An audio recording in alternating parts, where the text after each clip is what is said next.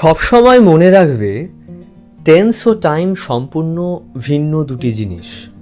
দেখো, গ্রামারে টেন্স বলতে কি বোঝায় খুব সহজভাবে বুঝতে গেলে গ্রামারে টেন্সের অর্থ ভার্বের সেই ফর্মগুলি যা ব্যবহার করে আমরা বোঝাতে পারি এক্স্যাক্টলি কখন কোনো অবস্থার কথা বলা হচ্ছে বা কখন কোনো কার্য সম্পন্ন হচ্ছে।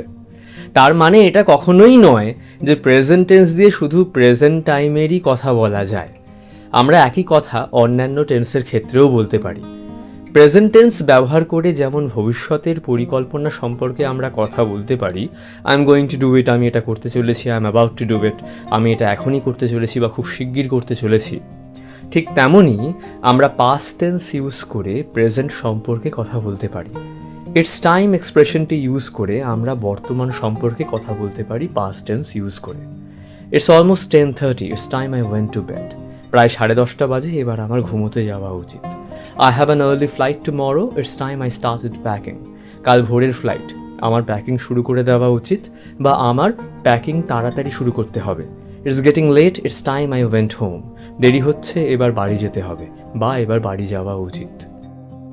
তারপর এমন সিচুয়েশনে পাস্ট টেন্স ইউজ করা যায় যেটা রিয়েলে সম্ভব নয়, কিন্তু যদি বর্তমানে হতো তাহলে তখন কি হতো, এরকম একটা সিচুয়েশনে পাস্ট টেন্স ইউজ করা যায়।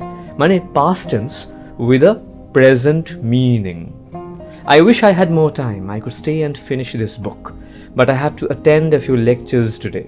হাতে আরেকটু সময় থাকলে খুব ভালো হতো, আমি বাড়িতে থেকে এই বইটা পড়া শেষ করতে পারতাম, কিন্তু আমাকে কয়েকটা ক্লাস আজকে অ্যাটেন্ড করতেই হবে। Suppose you met your younger self. What piece of advice would you give him now?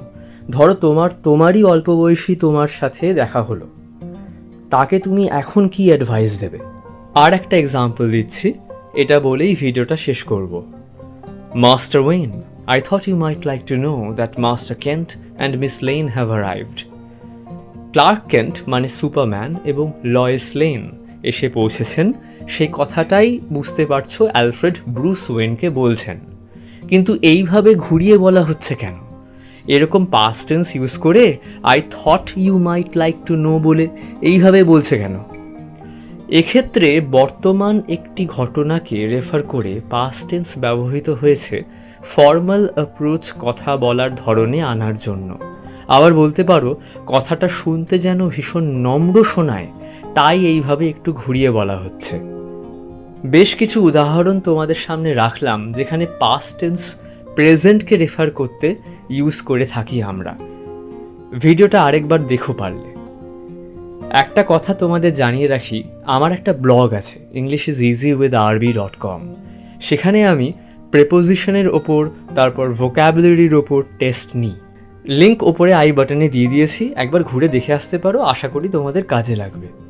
ঠিক আছে, ভালো লাগলে ভিডিওটা লাইক করো আর চ্যানেলটাকে সাবস্ক্রাইব করো যদি এমনই আরও ভিডিওস দেখতে চাও। Until next time, this is আরবি সাইনিং অফ।